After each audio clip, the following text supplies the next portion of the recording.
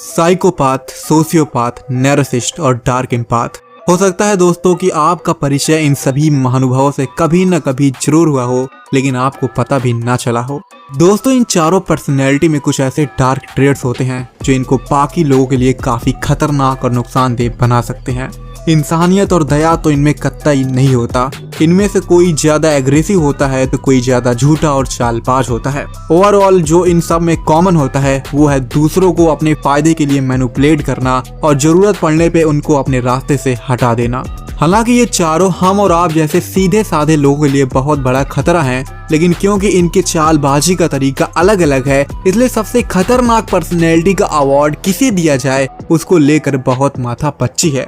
आज हम इस वीडियो में इन्हीं चारों की डार्क ट्रेड्स को बारीकी से एग्जामिन करेंगे और ये पता लगाने की कोशिश करेंगे कि भैया द मोस्ट डेंजरस पर्सनैलिटी का खिताब आखिर किसे दिया जाए। So feelers, be ready to feel the fact.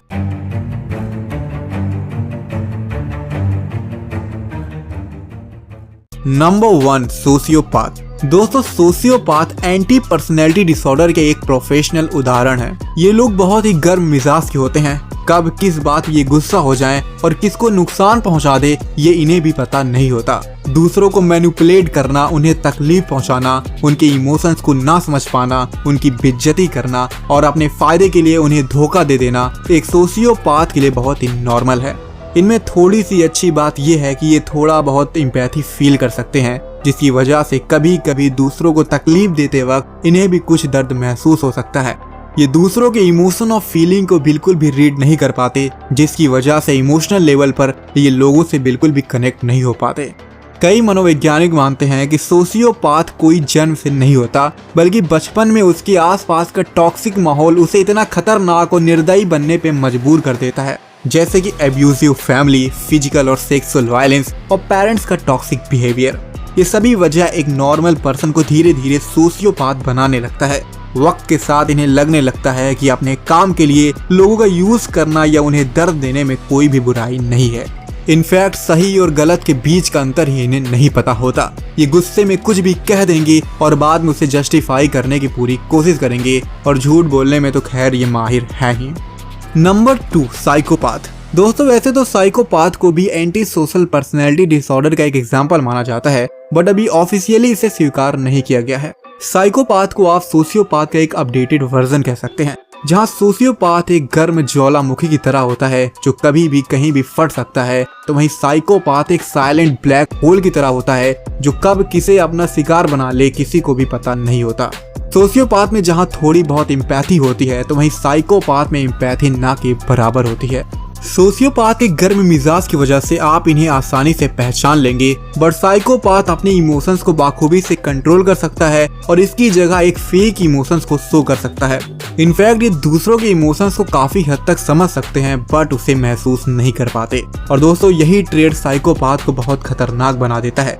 ये बाहर से बहुत कूल और रिलैक्स लगते हैं, लेकिन वक्त आने पे इनके अंदर का साइको आपको दिख जाएगा और शायद तब तक बहुत देर हो चुकी होगी।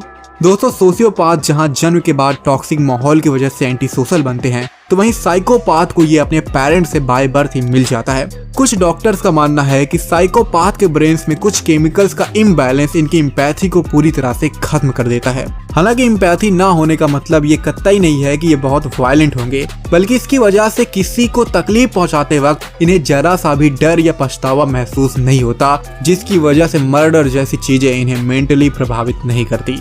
एक क्वालिटी जो इन्हें बहुत ही डेंजरस बनाती है वो है अपने जरूरत के हिसाब से अपने इमोशंस को चूज कर पाने की काबिलियत। इनफैक्ट ये क्वालिटी इनके अंदर जन्म से होती है और शायद इसीलिए कई बिजनेस लीडर, सीईओ और पॉलिटिशियंस में साइकोपैथिक टेंडेंसी आसानी से देखी जा सकती है। टेड बंडी साइकोपाथ का एक परफेक्ट एग्जाम्पल है। वो पहले अपनी फेक चार्मिंग पर्सनैलिटी के दम पे लड़कियों को अपने प्यार में फंसाता था और बाद में उनका रेप करके उन्हें मार देता था, वो भी बहुत ही निर्दयता से। Number 3, narcissist. दोस्तों, जब किसी का सेल्फ लव ईगो का रूप लेने लगता है तो वह सेल्फ लव नार्सिसिज्म का आधार बन जाता है। वैसे तो थोड़ी बहुत नार्सिसिस्टिक ट्रेड तो हम सब में है, क्योंकि हर कोई चाहता है कि लोग उसे अटेंशन और रिस्पेक्ट दे, उसके पास दूसरों से ज्यादा पावर हो।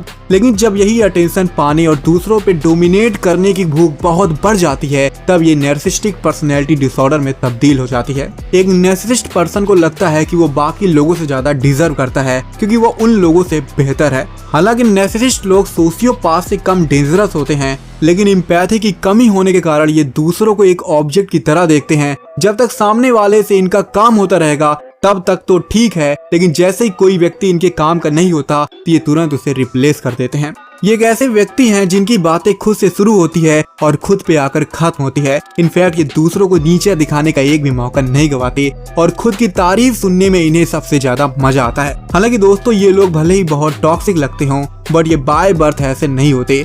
बचपन में मिले रिजेक्शन और इग्नोरेंस, टॉक्सिक फैमिली या ऐसी ओवर प्रोटेक्टिव फैमिली जहाँ इनको जरूरत से ज्यादा प्रोटेक्शन मिला है, ये सभी इन्हें नार्सिसिस्ट बनाने के जिम्मेदार हैं। अक्सर ये देखा गया है कि नार्सिसिस्ट दो तरह के होते हैं। एक वो जिनका सेल्फ स्टीम बहुत ही लो होता है, ये अक्सर तारीफ के भूखे होते हैं, और दूसरे वो जिनका सेल्फ स्टीम बहुत हाई होता है और ये अक्सर डोमिनेंस के भूखे होते हैं। वैसे तो नार्सिसिस्ट जल्दी वायलेंट नहीं होते, लेकिन हाँ अगर कोई इनके खुद से खुदा बनने के रास्ते का रोड़ा बनता है तो इन्हें वायलेंस करने में कोई भी दिक्कत नहीं होती। Number 4, dark empath. दोस्तों डार्क एम्पैथ अभी साइकोलॉजी में एक नया टर्म है जिस पे रिसर्च अभी भी जारी है। 2021 की स्टडी के मुताबिक डार्क एम्पैथ नार्सिसिस्ट और साइकोपैथ का वो कॉम्बिनेशन होता है जिसके अंदर कॉग्निटिव एम्पैथी भी मौजूद होती है, और यही कॉग्निटिव एम्पैथी एक डार्क एम्पैथ को साइकोपैथ से भी ज्यादा डरावना बना सकती है। कॉग्निटिव एम्पैथी का सीधा मतलब है दूसरों के पर्सपेक्टिव या कह लें सिचुएशन को अच्छे से समझना, बट उसको खुद से फील न कर पाना। जैसे कि अगर कोई व्यक्ति बहुत दुखी है तो एक डार्क एम्पैथ ये समझ जाएगा कि वो किसी तकलीफ में है, बट वो उसकी तकलीफ को बिल्कुल भी महसूस नहीं कर पाएगा, जबकि एक नॉर्मल पर्सन उसके दर्द को भी फील करेगा और वो भी कुछ देर के लिए दुखी हो जाएगा। डार्क एम्पैथ की ये क्वालिटी उसे बहुत ही शातिर मैनिपुलेटर बनाती है। ये सामने वाले के इमोशन या फीलिंग का यूज अपने फायदे के लिए बाखूबी कर सकते हैं। जहाँ साइकोपैथ में एम्पैथी बिल्कुल भी नहीं होती, वहीं डार्क एम्पैथ के अंदर एक ऐसी एम्पैथी होती है जिसे वह पूरी तरह से कंट्रोल कर सकता है।